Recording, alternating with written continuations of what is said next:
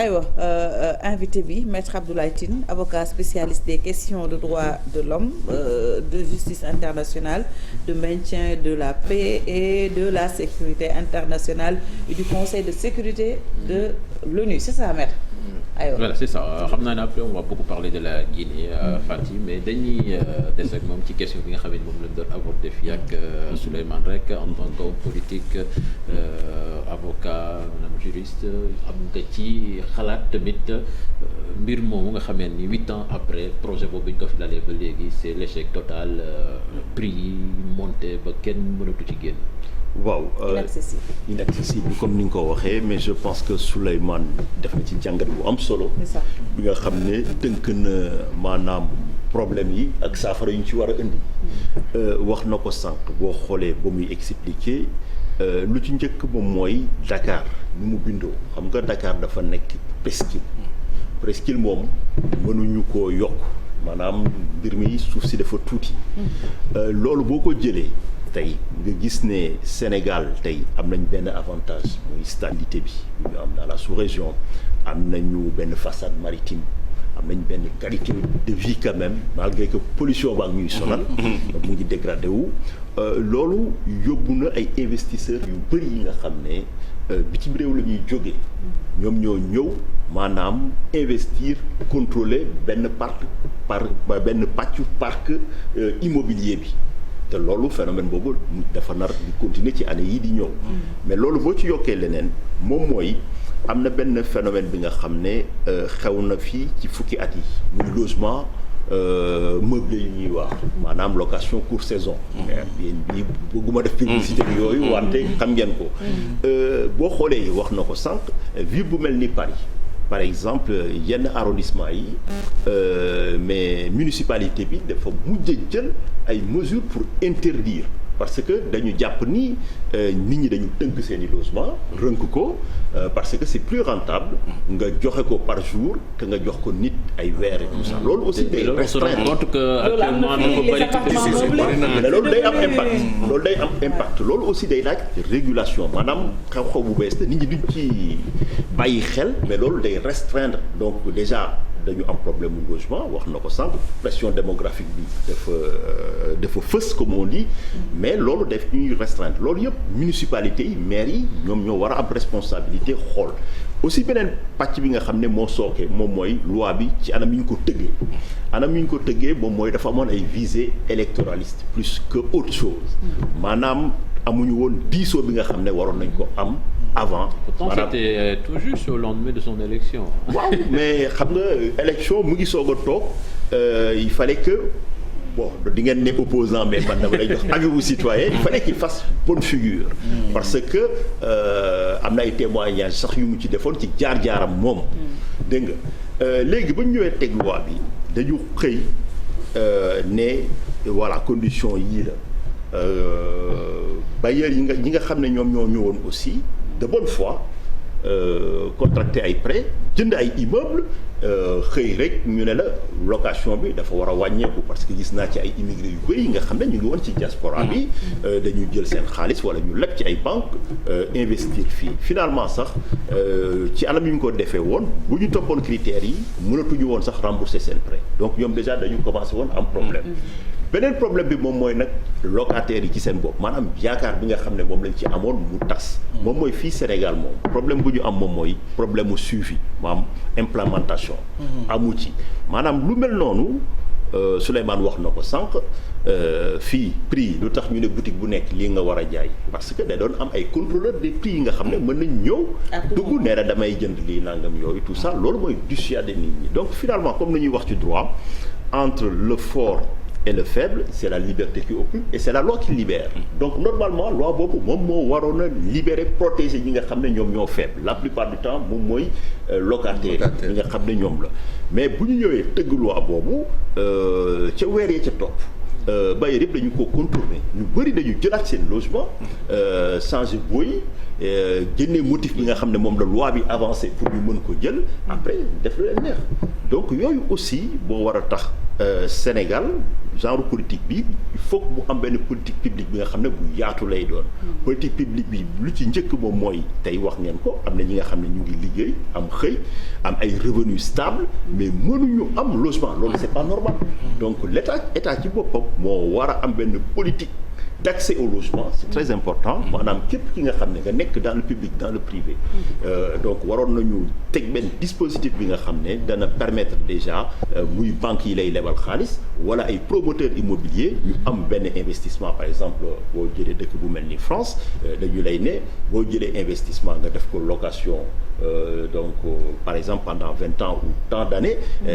tu seras exempté de droit d'imposition ci yooyu loolu day tax ñu bëri bu ñu amee patrimoine rien que pour bañ a fay impôt dañuy ñëw investir créer logement bu ñu créer logement donc la ñuy yokk parc bi donc levier yi bëri na mais wax ngeen ko ñun ba ñu nekkee xale y avait les SICAP y avait ay sociétés yu bëri yi nga xam ne ay HLM yi nga xam ne ñoo doon daanaka tey sociétés yi bon annoncé nañu 100 000 logements mais 100 000 logements après peut-être 30 ans d'attente loolu mënut a régler problème bi donc ci tënk boo xoolee mbir mi fu mu sookee moom responsabilité wu état la maanaam état yi nga régime yi nga xam ne ñoo fi toppante am nañ ci responsabilité bu bëri parce que social bi mooy logement sociaux yi maanaam daanaka nekkul woon seen yitte alors que Sénégal moom lu ñu yittewoo bëri na bëriwul moom mooy voilà je pense que temps bi dafa kii mais sànq yaa ngi doon junj municipalité yi nga ni am nañ ci wàll responsabilité ñi ngi jëm ci ay élections municipales yow yaa ngi bokk ci ab coalition bu tudd gox yu bees te je pense que jox ngeen ci pàcc bu am solo ndaw yi. waaw déjà yow est-ce que am ngeen ci projet yoo xamee ni c'est viable pour askan wi surtout ci genre problème yu mel ni yu ñu jànkonteel. waaw loolu laaj bu am solo la parce que coalition bi lu tax ñu sanc ko mooy déjà lu ñu xool jàngat bi je pense que yéen ñëpp ñi nga xam ne yéen a ngi ci espace public bi def ngeen jàngat boobu boo xoolee ci communes yi souvent maanaam du am politique publique communale en réalité bi nga xam ne c'est structuré et visible parce que mbirum logement kaka njëkk a war a régler mooy le maire boo amee problème logement ci dëkk yi nga xam ne ñoo organiser en tout cas seen état ci maire ngay dem seeti ñun dañu def taxaw seetlu bi moom mooy Souleymane wax na ko bu dee da nga jël commune bu nekk ci région wu Dakar par exemple lu gën a tax mbir mi tar moom mooy problème mu mobilité urbaine maanaam dem bi ak dikk bi dafa metti ba nit ñi maanaam bëgguñu génn benn zone bu ñu defoon benn politique de mobilité publique bi nga xam ne muy ci biir communes yi wala ci yeneen agglomération yi loolu mën na tax que nit ñi dinañ nangu dandu dëkk fu sori parce que xam nañ ne seen liggéey du ci sooke wala war nañ ci mën a dem donc boo xoolee nag fii Sénégal commune ak état ñoom ñëpp ñoo ci am part responsabilité parce que am na ñi nga xam ne dafa dépasser compétence su commune loolu amu fi tey lu tax dëkk bu mel ni Sénégal par exemple ñu am benn façade maritime mais lu tax jéemuñu innover indi ay politique de transport comme ay tramway yi nga xam ne dëkk yu bëri yu régler seen problème mobilité urbaine ci lañ ko jaaree en plus il y a un coût écologique bi nga xam ne dana permettre effectivement ñu mën a donc loolu. mais le TER qui va arriver. mais le TER le BRT xam nga TER moom déjà waxoon nañu avril dana dawagul mais TER bi bu dawee. coût bi boo ko jëlee xëy dem ñëwaat boo moytul loolu mooy gën a seer sax su lu yaas donc foog bu am bu ñu waxee politique de mobilité urbaine moom mooy foog bu am benn solidarité au niveau des transports ki nga xam ne dafa néew doole wala ki nga xam ne dafa jaboote foog mu am ay anam yi nga xam ne moom la ko commune bi wala état di doole lee di ko subventionné mais bu ñu ñëwee rek jël TER bi ne ku am xaalis yéegal mën nga dem ñëwaat mais boo xoolee coût bi finalement mieux vaut nga toog Dakar bañ a dem léegi leneen aussi li ma njëkkoon a junj ca laay ñëwaatee tey problème mu inondation yu ñu am yëpp fii nii tey maanaam mën nañ jàpp ne effet yi la mais ndeyu mbill mi ci boppam moom mooy maire yi nga xam ni ñooy signé ñooy signer ay autorisation de ak ay permis d'occuper ay autorisation de construire ci ay zones yi nga xam ne ce ne sont pas des zones habitables loolu moo tax tey boo xoolee boo jëlee sa oto jël autoroute à péage bi da ngay gis ay places yi nga xam ne ay place su ndox la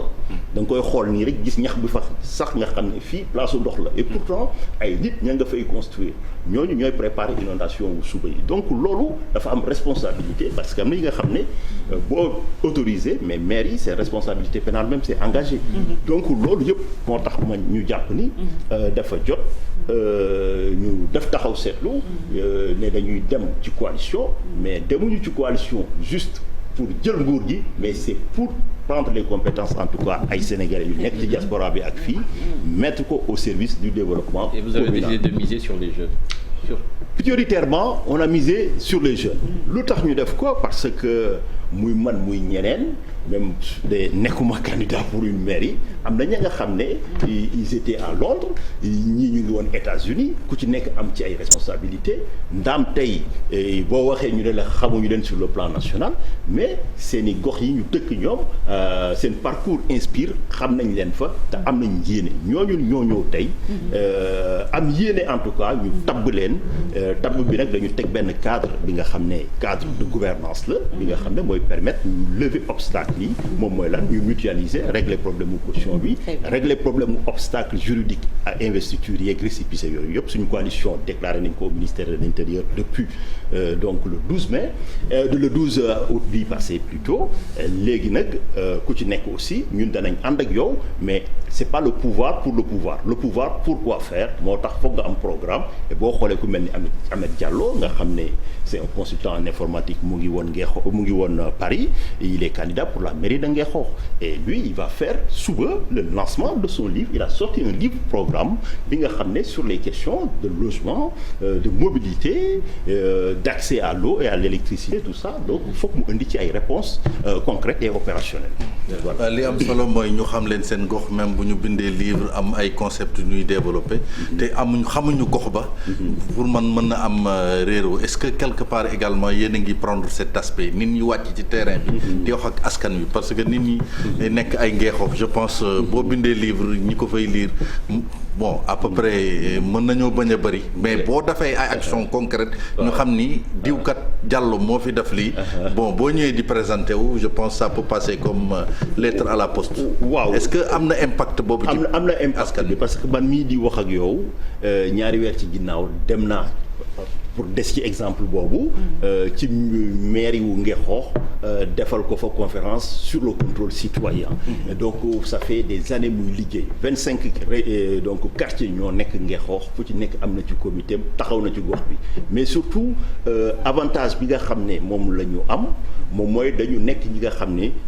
juddoo nañ ci gox bi màggee fa xam ay difficulté u gox bi yàlla def ñu dem tudd leneen fukki at ñaar fukki at ñooñu bu ñëwee tey danañ jërëm askan bi mais jarul sax ñuy dem di jàng lan mooy solution yi parce que solution yi ñoom xam nañ ko maanaam ñoom lu ñu ciy am comme avantage mooy dina dépasser li nga xam ne benn conseil wala benn expert moom la lay wax parce que expert da lay jox avis technique mais yow da nga comprendre logique locale bi li nga xam ne lii su ma ko defee Pikine wala ma def ko Guédiawaye li dana dox wala du dox. Voilà ñu dem Guinée. voilà déjà Maître Tine coup d'état bi Guinée occupé centre d'actualité bi depuis ñeenti fan. gis nañ ni tey jii ña ngay xaarandi délégation CEDEAO foofu ca Conakry naka nga gisee déjà seen taxawaay ci crise bi. waaw taxawaayu CEDEAO bi muy Nations Unies Union africaine ci crise bi dama ci am ay réserves yi nga xam ne dama ko ci teg parce que ndaam mbirum coup d'état moom amul kenn ci nga xam ne juriste nga amul benn constitution bu prévoir coup d'état donc jarul sax ngay nekk juriste voilà mais dañuy war a xool lan moo sooke coup d'état yi muy Mali muy Guinée wala yeneen i dëkk bu ñu defee communiqué xaatim communiqué di demander le retour de l'ordre constitutionnel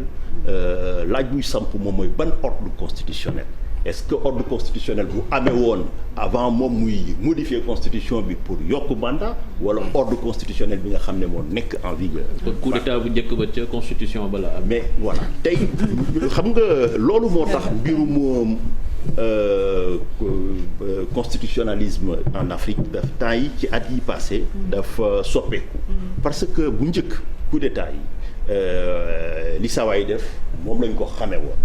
mais gouvernement yi ci boppam état yi président en exercice yi dafa am li nga xam ne moom lay woowee résurrection suivie d'une transmutation des coups d'état maanaam coup d'état nekkatul di jël ay char mais dañuy ñëw wut seen juriste wala benn waay jógee ci àll ba nee la est-ce que xam nga ne mën nga def 3e mandat nga ne ko ah bon mu ne la waaw 200 000 euros jox la trouvaille bi yu doolu donc yooyu xeetu coup d'état la donc coup d'état boobu mooy indiwaat beneen coup d'état institutionnel moo indi coup d'état forcé bi ñuy forcé pouvoir bi doo nit rek mooy gars yi lay wax naan doo nit waaw finalement aussi communauté internationale dañ ci am part de responsabilité parce que tey ñu ngi condamné di récriminer mais ñoom dañoo seetaan Guinée ba guinéens yi taxawee di opposé wu par rapport au 3e mandat tey boo xoolee par exemple protocole CEDEAO bi bu doon appliqué woon nañu ko mais révision constitutionnelle bi nu mu ko defee du am donc c'est parce que ñoom dafa am benn solidarité bu amoon ci ñoom loolu moo tax aussi ñooñu am comme conseil constitutionnel ak institution yi nga xam ne ñoo fa nekk waroon def liggéey bi defuñu ko yeneen force yi nga xam ne bokkuñu ci jeu politique bi ñoom ñoo ñëw def irruption muy Mali muy fii def régulation bi et finalement boo ko xoolee même si Mali par exemple ils l'ont condamné ils étaient obligés de prendre acte mais est-ce que moom dañu xaar beneen taxawaay ci CEDEAO quand on sait que ñi ko jiite ñëpp ñu ci bëri am nañu benn rapport ak 3e mandat boobu. waaw mais loolu xam nga loolu moo tax mu am ci réserve te par exemple maanaam CEDEAO ay kuréel yu bëri la dafa am instance politique yi